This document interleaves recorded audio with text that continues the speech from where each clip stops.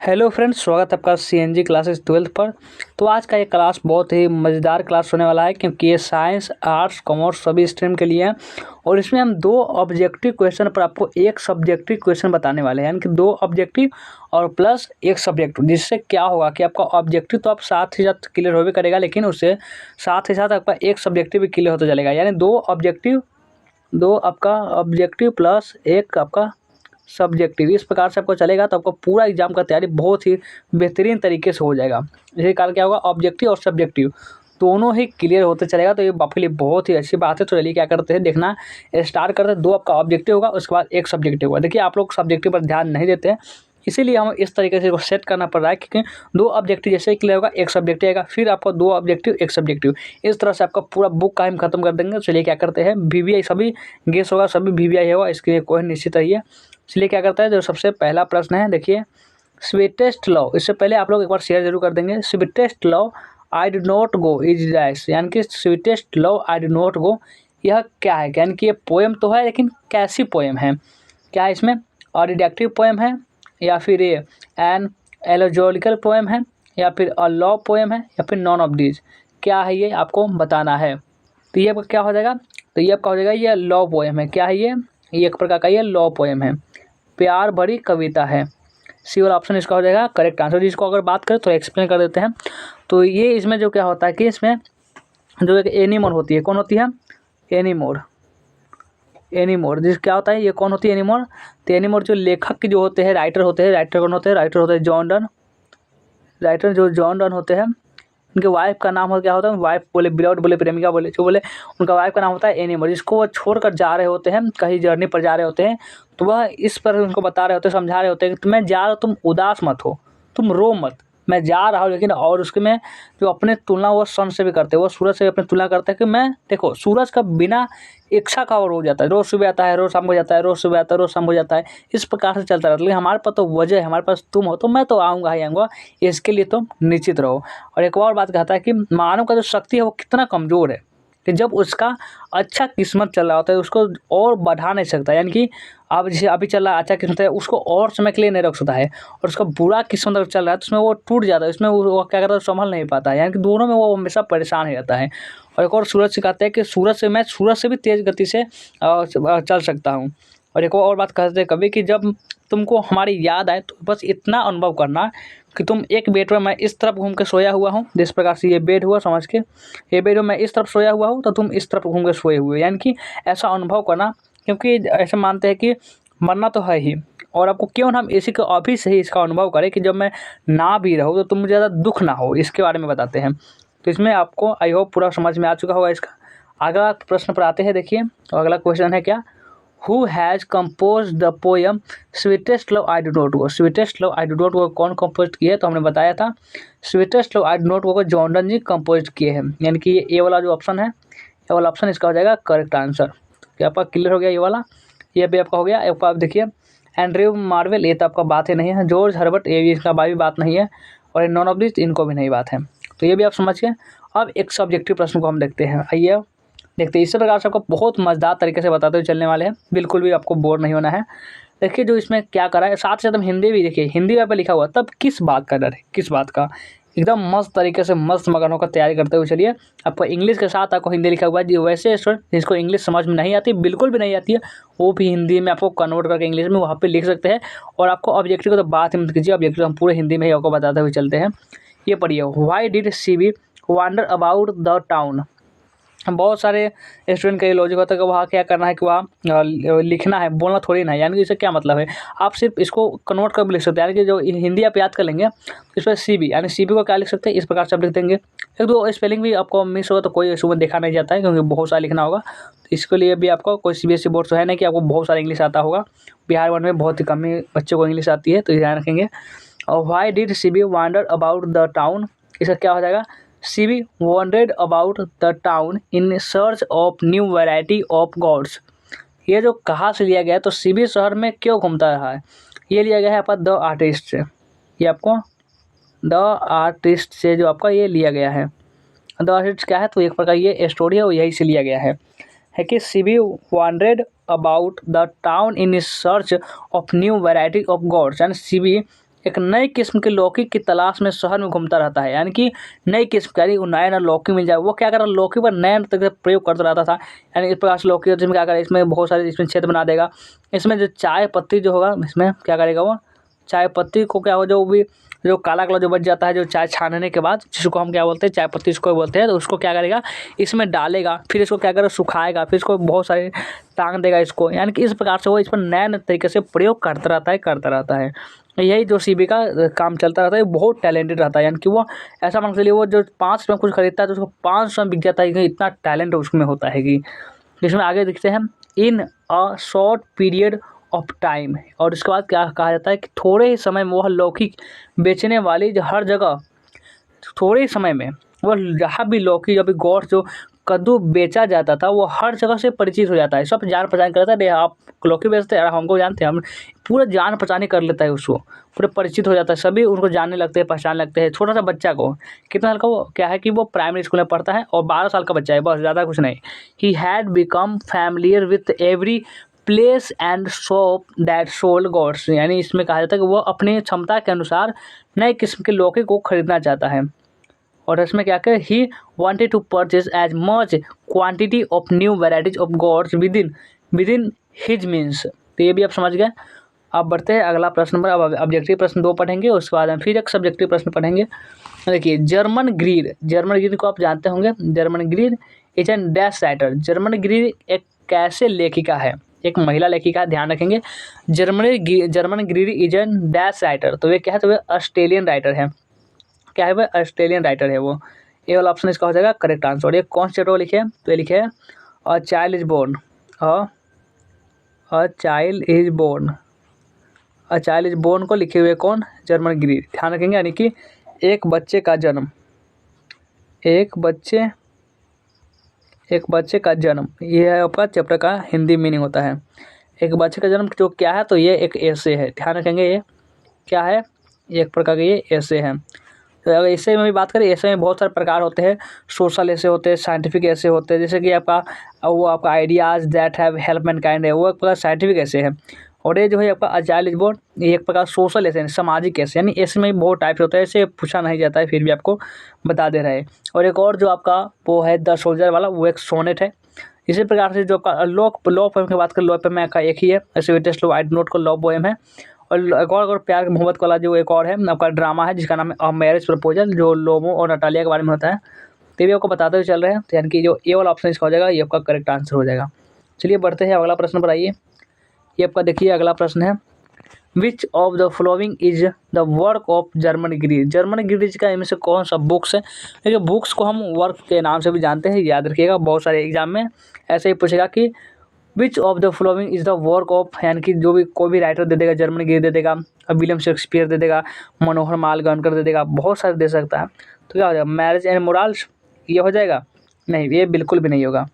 Arms and the man, ये भी नहीं होगा। अब द फीमेल इनज, ये आपका हो जाएगा, ये वाला एकदम हो जाएगा करेक्ट आंसर। अब बैंड इन द गंगेस, ये जो बात करें, तो ये कौन से लिखे हुए हैं इसको लिखे हुए हैं अपने मनोहर माल गोयनकर,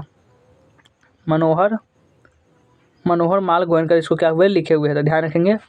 चलिए आगे अगला प्रश्न पर आते हैं। अब सब्जेक्टिव प्रश्न एक है, अब चलिए एक सब्जेक्टिव प्रश्न को देखते हैं। इसी प्रकार से हम पूरे आपको क्लियर करवा देने वाले हैं, तो बिल्कुल भी टेंशन लीजिए ही मत। इसको चलिए पढ़ते हैं।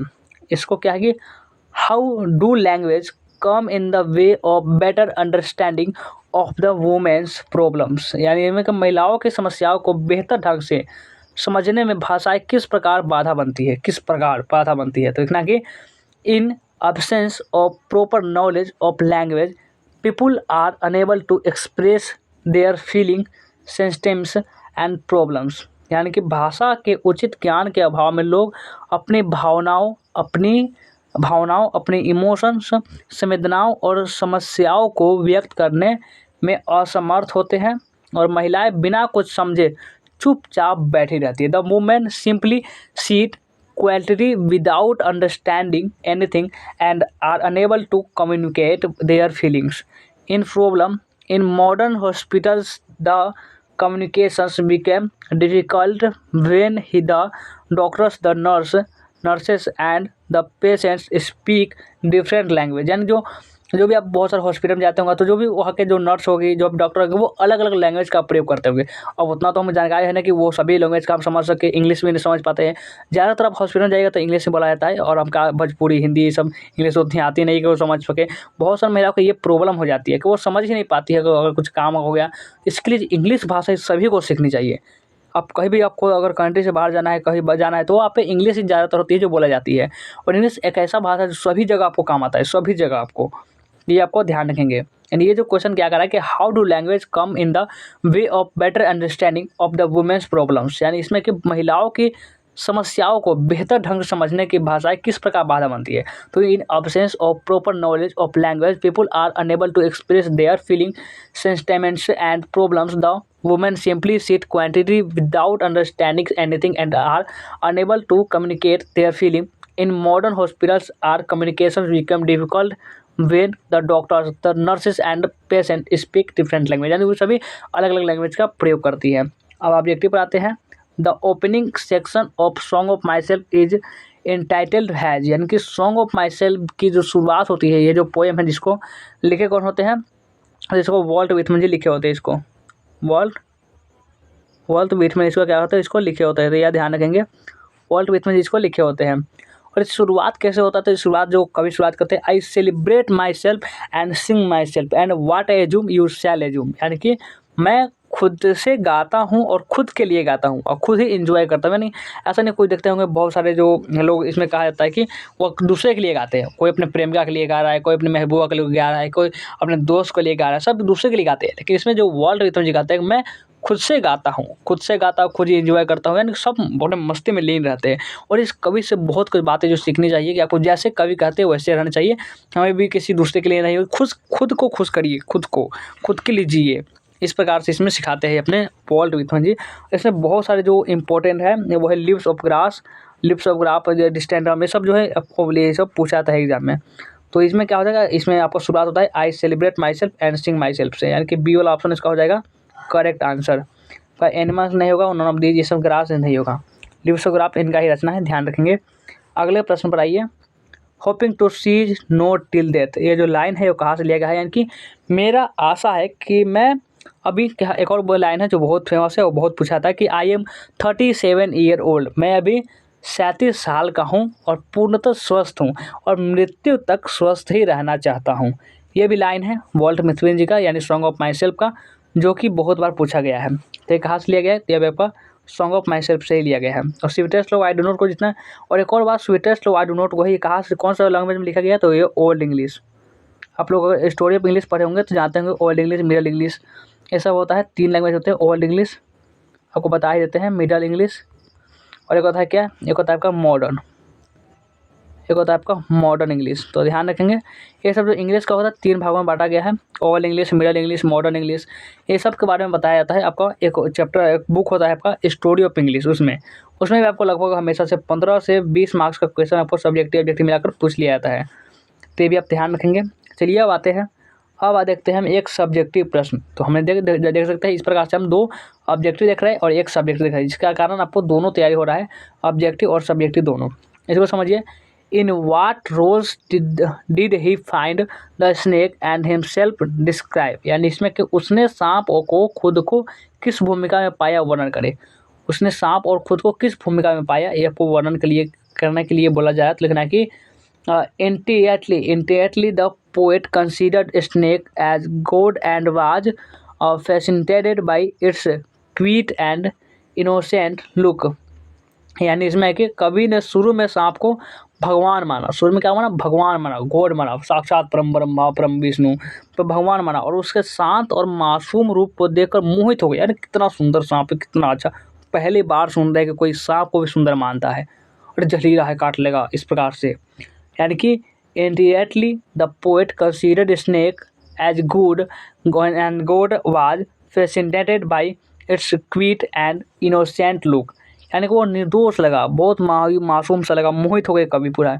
उसके बाद he quaintly kept down his picture which he had brought to fetch water from the trough and looked at the snake with admiration and fascination. The fear overcame the poet when the snake was departing after quenching its thirst in a thanking manner, and that impelled him to throw a clumsy log at the snake।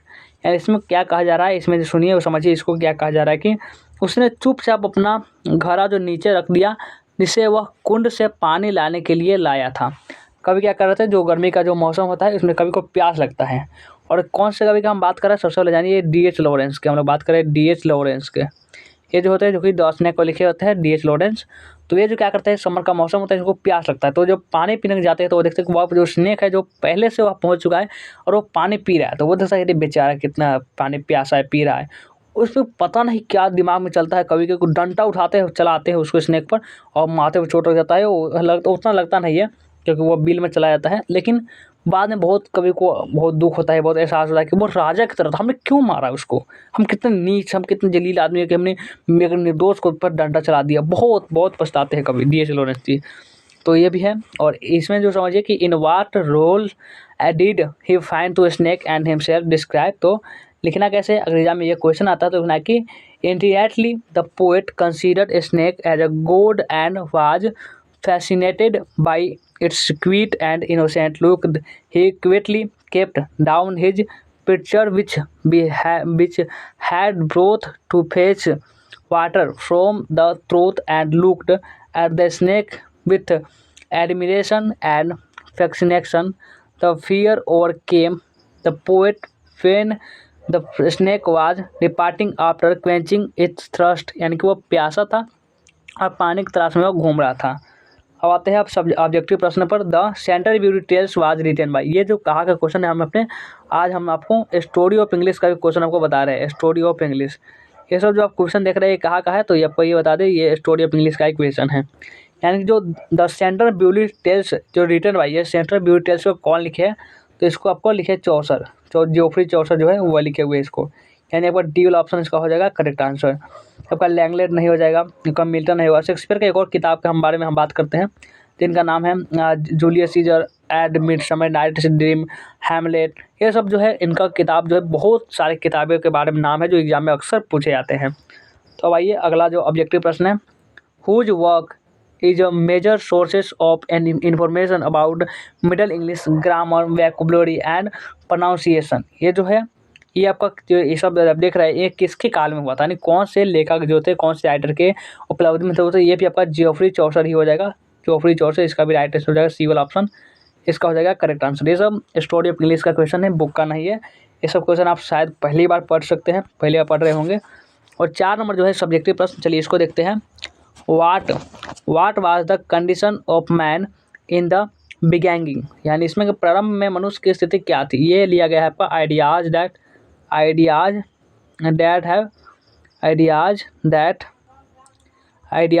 Have help mankind से ये लिया गया है। इसमें क्या करेंगे, what was the condition of man in the beginning, यानी कि प्रारंभ में मनुष्य की स्थिति क्या थी। तो लिखना है कि his condition was miserable. His condition was miserable, यानी कि उसकी हालत दयनीय थी। मिसरेबल का मतलब होता है दयनीय, उसकी हालत दयनीय थी। ही लेड नोमैडिक लाइफ, यानी कि वह खानाबदोश जीवन जीता था। यानी खानाबदोश यानी एकदम शांत।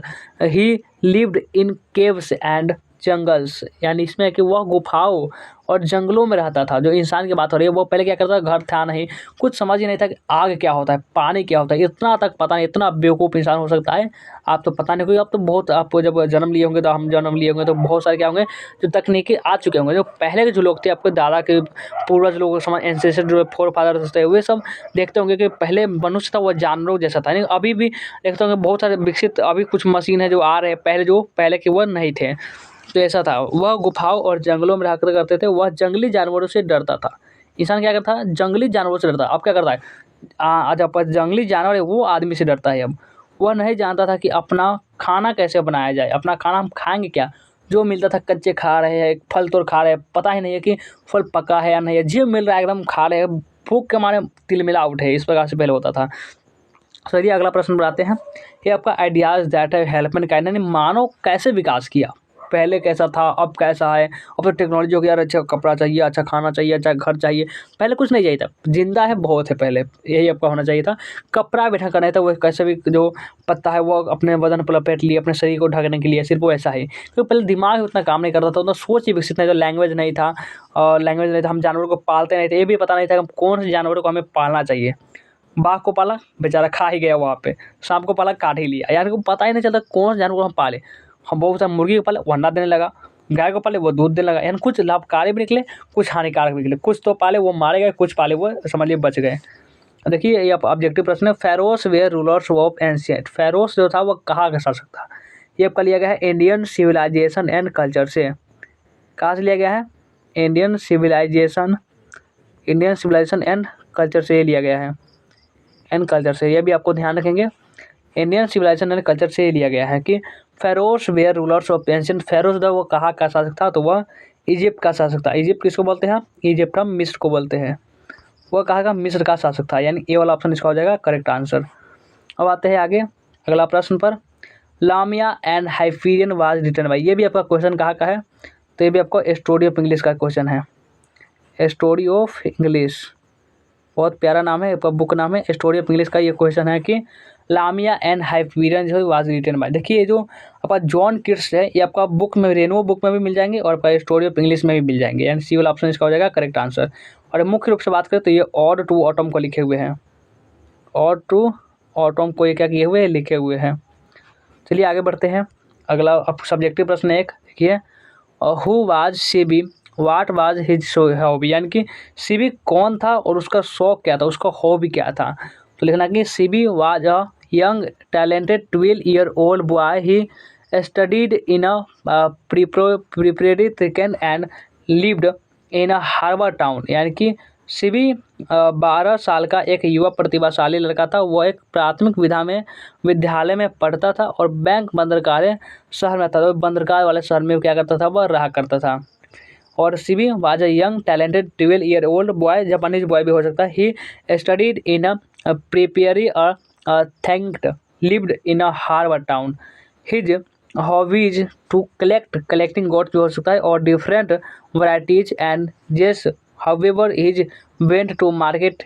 He also visited all the shop and Kuro which sold gods used to send market money to chase gods।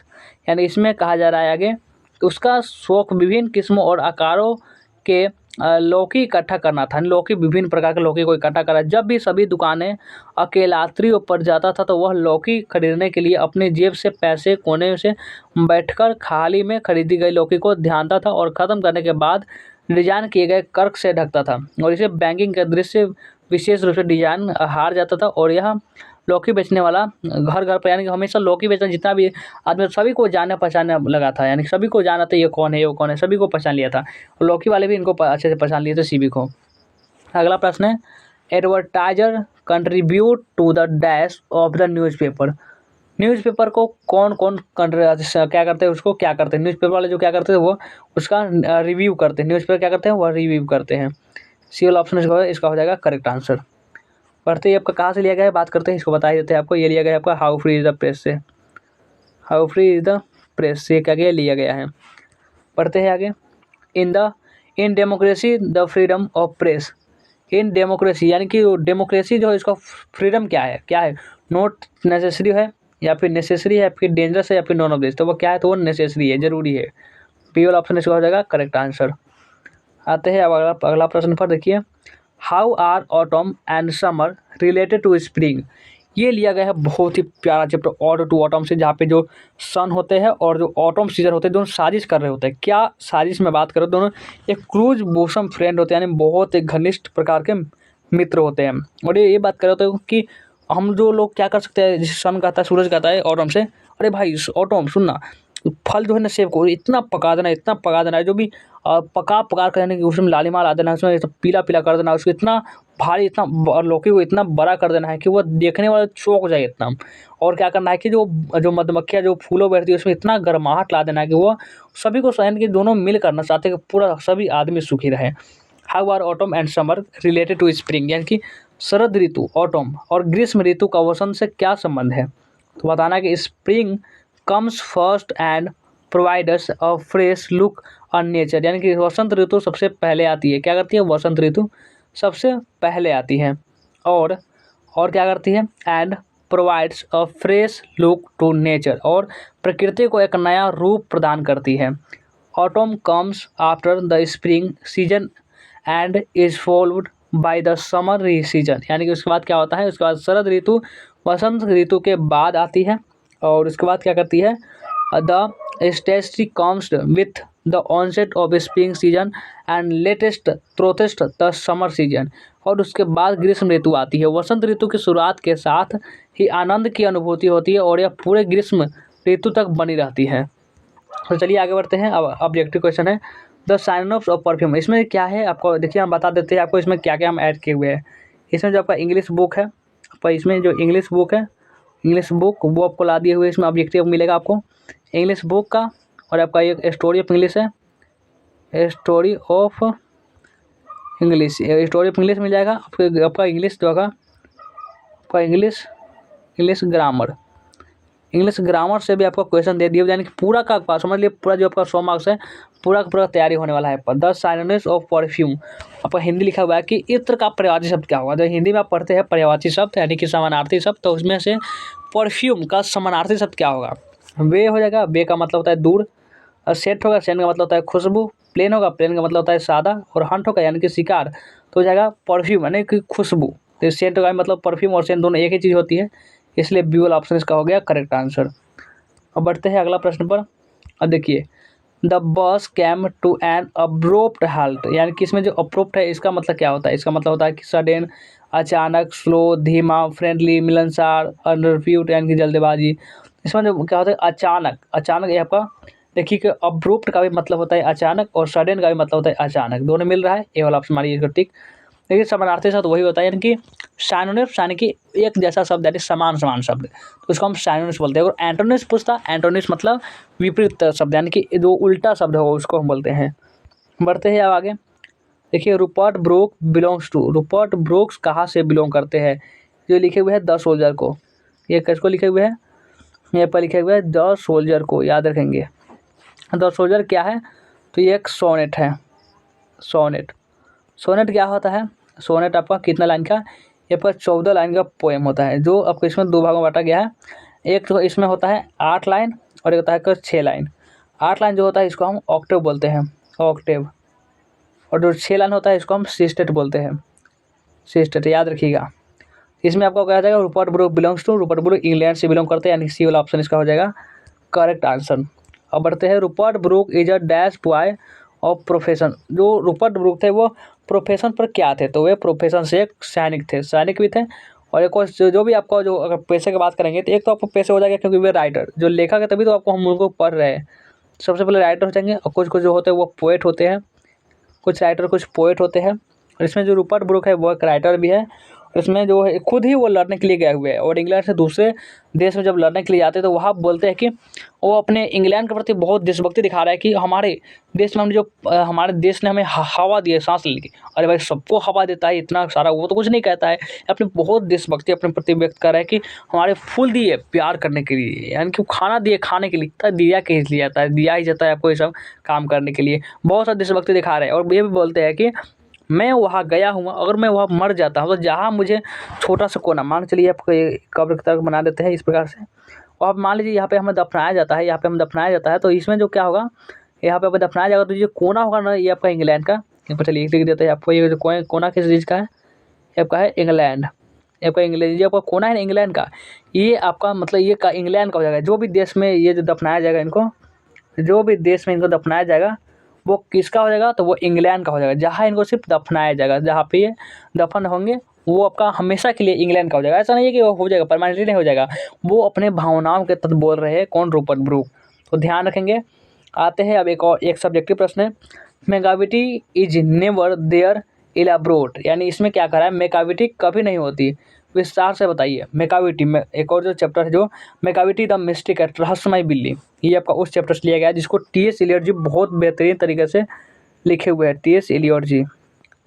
तो चलिए इसको देखते हैं कि ट्रूथ दिस लाइन इस पंक्ति के माध्यम से कवि यह बताना चाहते हैं, through this line the poet wants to convey the when Macavity does any mischief of comments and crime, it just disappears from the scene and becomes untouchable. It is not seen at its usual hiding place, and its disappearances even baffles Scotland Yard because the detectives of this well those detective angry are unable to trace Macavity. यानी कि इस पंक्ति में माध्यम से कवि यह बताना चाहते हैं कि जब मैकाविटी कोई शरारत करता है या कोई अपराध करता है, कोई क्राइम करता है, तो वह घटना स्थल से गायब हो जाता है। यानी जहाँ भी वो कांड करता है ना, वो कभी नहीं पकड़ाता, वहाँ पर गायब ही हो जाता है। घटनाग्रस्त करा यानी कि किसको 2-3 फायर किए, 2-3 में मारे, भेजा में गोली, और मिनटों सेकंड में वहाँ से फरार। यानी पुलिस भी नहीं सोच पकड़ा कौन मारा यार, कहाँ गया, कोई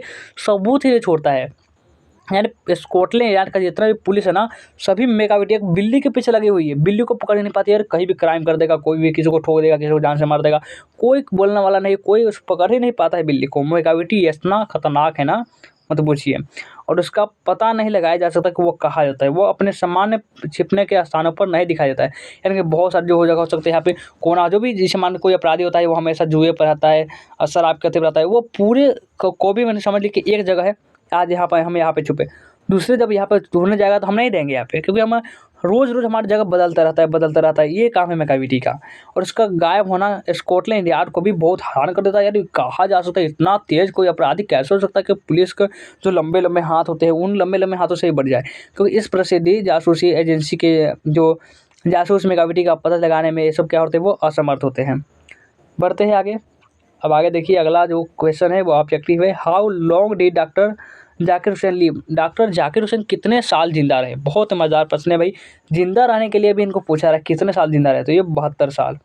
कितना 72 साल क्या किए थे, ये जिंदा रहे थे। और इससे पहले जो क्या रह चुके थे, तो वह गवर्नर भी रह चुके थे। गवर्नर भी वो रह चुके थे। उसके बाद क्या बने, तो उसके बाद प्रेसिडेंट बनते हैं।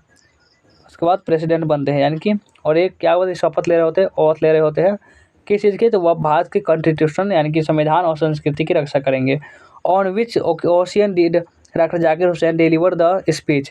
ये जो स्पीच है, कौन सा speech, Bharat is my home. बहुत प्यारा लाइन बोलते हैं कि Bharat is my home and its people are my family. यानी भारत मेरा घर है और यहाँ के रहने वाले जो लोग हैं वो मेरे परिवार है, पूरा भारत मेरा घर है। यानी कि ये तो हुआ बात। तो जैसे जो आपको जो स्पीच है वो किस समय लेते हैं, taking oath as the governor of Bihar, जब बिहार के गवर्नर बन रहे थे उस समय, या taking oath as the VC of GMII, यानी कि वो जब BC बन रहे थे उस समय, या फिर ऑन रिपब्लिक डे 1968 में, या फिर taking oath as the president of India. तो वे जब शपथ ले रहे होते हैं प्रेसिडेंट पद का, यानी taking oath as the president, तब वे क्या करते हैं, वो भाषण देते हैं भारत इज माई होम वाला। एक सब्जेक्टिव प्रश्न को आइए पढ़िए, और फिर 2 आपका ऑब्जेक्टिव पढ़ेंगे, 1 सब्जेक्टिव पढ़ेंगे। इसी तरह से चलने वाला है। कुछ देर और रुक जाइए, ज़्यादा नहीं, 5 मिनट और रुक जाइए, खेल खत्म। Why does Natalia cry and weep to know that Lomo has come to propose to her? यानी नटालिया यह जानकर क्यों रोती है। अब नहीं, चलिए इसका नटालिया लोमो है, इसका बहुत मज़ेदार कहानी है, चलिए आपको हम बताते हैं। ये जो आपका देखते होंगे क्या है, अ मैरिज प्रपोजल। लिख देते हैं, आपको बेहतर तरीके से समझ में आएगा। अ मैरिज प्रपोजल, मैरिज प्रपोजल जो है, ये जो आपका एंटोन चेकअप जी के द्वारा लिखा गया है। किसके द्वारा, एंटोन चेकअप जी के द्वारा। एंटोन चेकअप जी के द्वारा ये लिखा गया है। और क्या है, तो ये आपका डॉक्टर है, ये पेशे डॉक्टर है और राइटर तो है। तो इसमें क्या क्या होता है, कौन कौन से पात्र होते हैं, इसमें एक होता है आपका लोमो, एक इसमें लोमो होता है, एक इसमें होता है नटालिया, एक इसमें नटालिया होता है, एक होता है आपका चुबोको, एक होता है क्या, इसमें एक होता है चोबोको। ध्यान देंगे, यानी कि इसमें नटालिया लोमो, इसमें जो पात्र में ये सब होते हैं, जो लोमो होता है, लोमो और जो चुम्बक होता है, ये बहुत अच्छे दोस्त होते हैं, बहुत प्यारे दोस्त होते हैं, यानी बहुत घनिष्ठ मित्र होते हैं, एक बार से पड़ोसी होते हैं। और जो लोमो होता है वो थोड़ा अमीर होता है जो, और नटालिया जो होती है वो चुम्बकों की बेटी होती है। क्या होती है, नटालिया चुम्बकों की बेटी होती है। जो ये आपका जो चुम्बको है, लोमो दोनों दोस्त होते हैं। और इसमें जो लोमो है एक आपका बहुत कम साल का होगा, लगभग ये मान के चलिए जो चुम्बको है 45 साल का होगा, और ये जो लोमो है एक भैया का कितना 35 साल का है, यानी बहुत एज डिफरेंस होता है दोनों में दोस्ती में। और जो नटालिया ये होती है 25 साल की, यानी इसमें और दोनों में हो जाए प्यार हो जाता है, यानी नटालिया और लोमो। ये आपका नटालिया और ये आपका लोमो। दोनों में क्या होता है, दोनों में बहुत लव हो जाता है, दोनों में प्यार हो जाता है। और दोनों के एक एक कुत्ता है, एक इससे कुत्ता का नाम क्या है, नटालिया कुत्ता का नाम है लीप, और जो लोमो कुत्ता नाम है इसका नाम है गेस। तो ये भी आप ध्यान रखेंगे, ये सब आपको एक्सप्लेन करते चलते हैं, इसके कारण पूरा आपको याद होता चलता है। ये होता है इसका लोमो और नटालिया की कहानी। तो चलिए अब आते हैं, Natalia is in love with लोमो।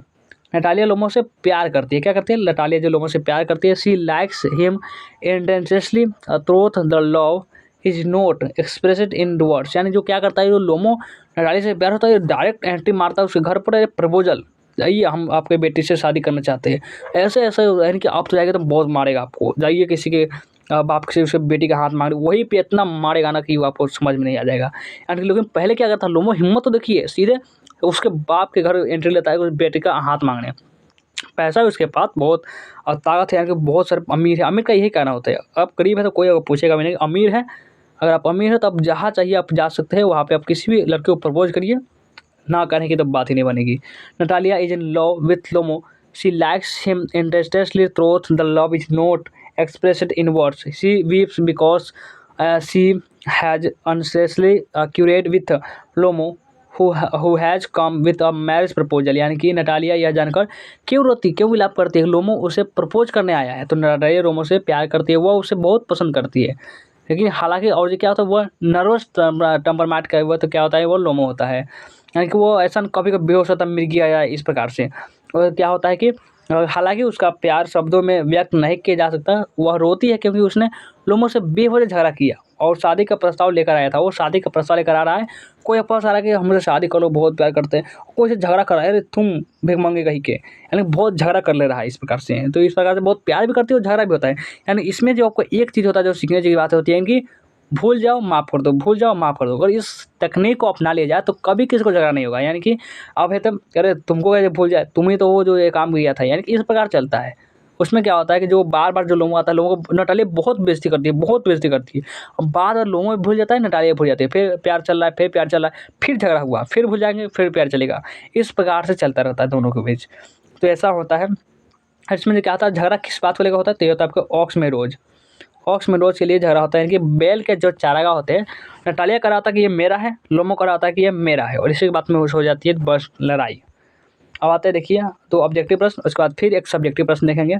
शिगानोया was a great, शिगानोया एक महान क्या होते हैं, शिगानोया एक महान शॉर्ट स्टोरी राइटर और नोवेलिस्ट होती है। यानी सी वाला ऑप्शन इसका हो जाएगा करेक्ट आंसर, एक शॉर्ट स्टोरी राइटर और नोवेलिस्ट। आगे आइए, आगे बढ़ते हैं कि the one who behaves like a women is called, जो स्त्रियों की तरह जो व्यवहार करते हैं उसे हम क्या कहते हैं, तो हम इफेनिमेट, स्त्रीण कहते हैं। डी वाला ऑप्शन इसका हो जाएगा करेक्ट आंसर। ये आपका लिया गया है कहाँ से, स्त्री ने भी आपका लिया गया है द आर्टिस्ट है, ये लिया गया है द आर्टिस्ट से, ध्यान रखेंगे इसको आप। आइए देखते हैं एक सब्जेक्टिव प्रश्न है, ये लास्ट क्वेश्चन है कि what does the poet means when he says and when I crumble. यानी कि ये जो लाइन है, when I crumble who will remember, ये बहुत ही अच्छा लाइन है। कभी जब कहता है कि और जब मैं टूट जाऊंगा, जब मैं टूट नहीं, जब मैं मर जाऊंगा, तो उसका क्या मतलब है। यानी कि जब बोलता है कि जब मैं मर जाऊंगा, जो वाल्टर डिला मेयर ये लिखते, कौन लिखते हुए इसको लिखे हुए हैं, वाल्टर डिला मेयर, यानी जो कि ये एन एपिटाफ से लिया गया है, एन एपिटाफ से, एन एपिटाफ इस प्रकार से लिखा जाता है, एन एपिटाफ से लिख देते हैं। ये एन एपिटाफ से क्या हुआ लिखा गया, यानी एन एपिटाफ का मतलब क्या होता है, इसका मतलब होता है कि स्मारक, एक स्मारक यहाँ से लिया गया है। यानी कि जो शिलालेख, स्मारक कैसे बोलते हैं, जो शिलालेख होता है, इस प्रकार से इसका जो जन्म लिखा हुआ है, मृत्यु लिखा हुआ है, यानी कि जो आदमी का लिखा होता है, यहाँ से अपने लिखा होता है। इसमें जो वाल्टर डिला मेयर जी है, जो एक स्त्री होती है जो मर चुकी होती है, उसके जो शिलालेख होता है उसके पास कभी जो वाल्टर डिला मेयर होते हैं वो बैठे होते हैं, उसके बारे में बोल रहे होते हैं कि कितनी सुंदर महिला है, कि पूरा वेस्ट कंट्री का, पूरा पश्चिमी देश का सबसे सुंदर महिला है, और ये मर चुकी है। और वो कभी बैठे हुए वहाँ पर सोच रहे, रो रहे, विलाप कर रहे हैं कि अगर मैं भी मर जाऊंगा तो इस सुंदर कन्या को कौन याद रखेगा। उनको अपनी फिक्र नहीं है कि मैं मर जाऊंगा तो मेरे कौन याद रखेगा, वो इस स्त्री को सोच रही है कि अगर अगर मैं मर जाऊंगा तो इसको कौन याद रखेगा। समझ लिए, पता है नहीं क्या लगती होंगी, कोई सा लग होगा, उनका कोई रिश्तेदार होता होगा, तभी तो इतना प्यार जो है वे जता रहे हैं, तो ऐसा होगा। हालांकि पता नहीं कि वो क्या थे उनको। तो what does the poet means when I see haze and when I crumble, then the poet expresses his sad feeling for the lady and feels that there would be nobody to remember her after to death, यानी कि कवि जब कहता है कि और मैं टूट जाऊँगा तो कौन इसको मतलब क्या है, तो कवि उस महिला के प्रति अपनी दुःख भरी भावनाएँ व्यक्त करता है, अपने इमोशन को जायज़ कर रहा है और महसूस करता है कि उसकी मृत्यु के बाद उसे याद करने वाला कोई नहीं होगा। कोई जानता ही नहीं कि ये सुंदर है, कोई जाने। उसको क्या लेना-देना है वो सुंदर है या नहीं, कितने भी सुंदरता है वो तो मिट्टी में ही नष्ट, यानी इससे भी आपका ये जो आपका पोएट है ये भी अब बात कहता है, कितने भी सुंदर हो, मिलना तो मिट्टी में ही है। इसलिए घमंड नहीं करना चाहिए कि कितने भी कोई सुंदर है, कोई लड़का सुंदर है, कोई लड़की सुंदर है, जो अभी सभी को मिलना है मिट्टी में है। तो इसीलिए तो आज का ये क्लास बहुत ही मज़ेदार क्लास था, कैसा लगा? बेसिकली कैसा लगा हमें कमेंट करके बता देंगे और लाइक नहीं किया हो तो लाइक भी कर देंगे, शेयर भी कर देंगे, जो भी नए बच्चे होंगे इस चैनल को सब्सक्राइब भी कर लेंगे। चलिए वीडियो को एंड करते हैं, मिलते हैं फिर से नेक्स्ट वीडियो में।